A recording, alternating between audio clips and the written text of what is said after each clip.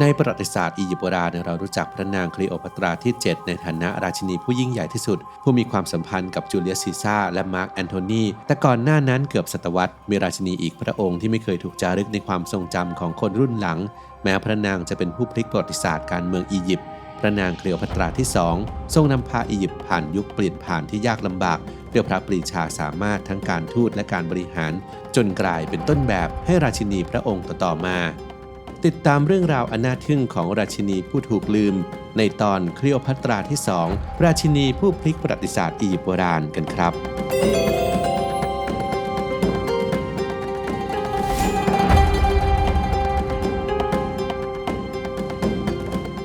1. ยุคสมัยแห่งการเปลี่ยนแปลงอียิปต์ในศตวรรษที่ 2 ก่อนคริสตกาลไม่ใช่อาณาจักรอันรุ่งเรืองเหมือนในยุคของตูตันคาเมนและรามเสสอีกต่อไปจากที่เคยเป็นมหาอำนาจที่ยิ่งใหญ่ที่สุดของโลกอียิปต์กลับกลายเป็นเพียงดินแดนที่ถูกปกครองโดยชาวกรีกภายใต้การนำของราชวงศ์ทอเลมีที่สืบทอดอำนาจมาจากแม่ทัพคนสำคัญของอเล็กซานเดอร์มหาราชอเล็กซานเดรียเมืองหลวงแห่งใหม่ของอียิปต์กลายเป็นเมืองท่าที่รุ่งเรืองที่สุดในทะเลเมดิเตอร์เรเนียนเป็นศูนย์กลางการค้าที่เชื่อมโยงกับอินเดียและอาระเบีย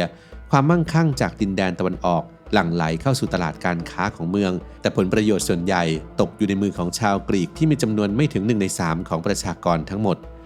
ความท้าทายสำคัญของผู้ปกครองราชวงศ์ทอเลมีคือการสร้างอัตลักษณ์ใหม่ให้กับประเทศที่ผสมผสานวัฒนธรรมกรีกและอียิปต์เข้าด้วยกันพวกเขาต้องสร้างความชอบธรรมในการปกครองทั้งในสายตาของชาวกรีกและชาวอียิปต์ซึ่งมีความเชื่อและวิถีชีวิตที่แตกต่างกันโดยสิ้นเชิงนี่คือบริบททางการเมืองและสังคมที่พระนางคลีโอพัตราที่ 2ต้องเผชิญในการขึ้นสู่อำนาจ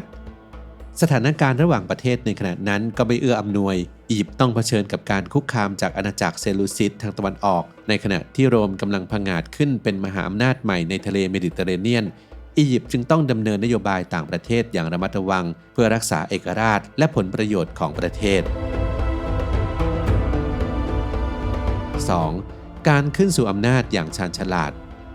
เส้นทางสู่อำนาจของพระนางคลีโอพัตราที่ 2เริ่มต้นจากการอภิเษกสมรสกับพระเชษฐาหรือพี่ชายทอเลมีที่ 6ตามธรรมเนียมของราชวงศ์ที่มักจะให้พี่น้องแต่งงานกันเพื่อรักษาความบริสุทธิ์ของสายเลือดแม้พระนางจะมีพระชนมายุเพียง6 พรรษาแต่การอภิเษกครั้งนี้ได้วางรากฐานอำนาจทางการเมืองให้พระนางได้อย่างมั่นคงพระนางทรงเข้าพระทัยดีถึงความสำคัญของการสร้างความชอบธรรมในการปกครองจึงทรงเชื่อมโยงพระองค์เองกับเทพีไอซิสเทพีผู้ยิ่งใหญ่ของอียิปต์ตามบันทึกของศาสดาฮอพระนางทรงใช้ความเข้าใจในวัฒนธรรมอียิปต์อย่างลึกซึ้งสร้างภาพลักษณ์ของราชินีผู้ทรงเป็นเสมือนเทพีผู้ปกป้องประชาชนจนได้รับความนิยมอย่างกว้างขวางจากชาวอียิปต์แต่อำนาจของพระนางถูกท้าทายจากพระอนุชาหรือน้องชายอย่างฟิสคอนผู้ทรงพระปรีชาในการปกครองแต่มีพระอุปนิสัยโหดร้ายเมื่อทอเลมีที่ 6ต้องเสด็จออกไปปราบกบฏในพื้นที่ห่างไกล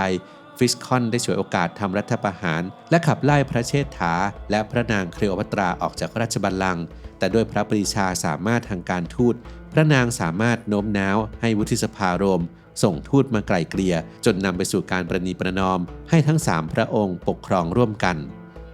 การที่พระนางสามารถรักษาตำแหน่งและอำนาจไว้ได้ท่ามกลางความขัดแย้งรุนแรงแสดงให้เห็นถึงพระปรีชาสามารถในการบริหารสถานการณ์ทางการเมืองและความเข้าพระทัยในการสร้างดุลอำนาจระหว่างกลุ่มผลประโยชน์ต่างๆในราชสำนักทั้งฝ่ายสนับสนุนพระเชษฐาและฝ่ายสนับสนุนพระอนุชา 3.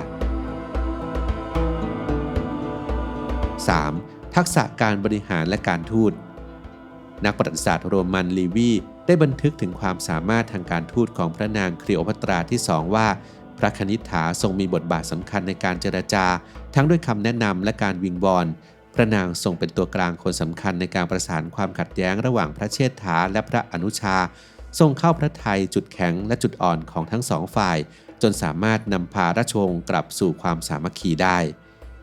ในด้านการต่างประเทศพระนางทรงมีบทบาทสำคัญในการรักษาสมดุลระหว่างมหาอำนาจเมื่ออาณาจักรเซลูซิดส่งกองทัพมารุกรานและทอเลมีที่ 6ต้องยอมเป็นเมืองขึ้นพระนางทรงใช้ความสัมพันธ์กับโรมให้เป็นประโยชน์จนสามารถผลักดันกองทัพเซลูซิดออกไปได้โดยไม่ต้องใช้กำลังทหารทักษะการบริหารของพระนางยังแสดงให้เห็นผ่านการจัดการกับกลุ่มผลประโยชน์ต่างๆในอเล็กซานเดรียทั้งชาวกรีกชาวอียิปต์และชาวยิว แม้จะมีความขัดแย้งทางวัฒนธรรมและผลประโยชน์แต่พระนางก็สามารถรักษาความสงบและความมั่งคั่งของเมืองไว้ได้ผ่านการประนีประนอมและการให้สิทธิพิเศษแก่แต่ละกลุ่มอย่างสมดุล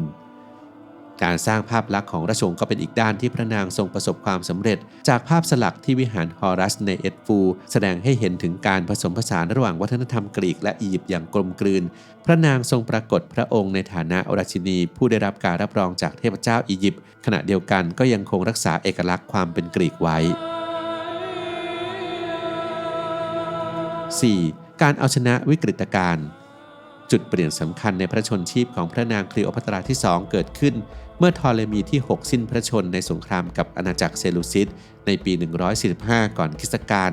หลังจากครองราชย์ร่วมกันมาถึง30ปีพระนางทรงต้องแต่งงานกับฟิสคอนเพื่อรักษาอำนาจแม้ฟิสคอนจะเป็นผู้สังหารพระโอรสของพระนาง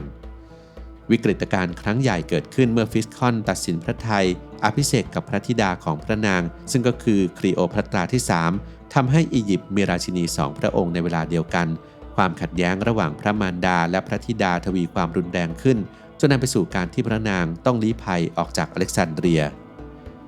แต่ด้วยฐานอำนาจอันแข็งแกร่งในหมู่ชาวอเล็กซานเดรียพระนางสามารถกลับมายึดอำนาจได้ในปี132ก่อนคริสตกาลจนกลายเป็นผู้ปกครองเดี่ยวพระองค์แรกในรอบ1,000 ปีของอียิปต์นักประวัติศาสตร์บันทึกว่านี่เป็นเหตุการณ์ที่ไม่เคยเกิดขึ้นมาก่อนในประวัติศาสตร์สังคมโบราณฟิสคอนโต้ตอบด้วยการสังหารพระโอรสอีกพระองค์ของพระนางโดยการล่อลวงให้เสด็จไปหา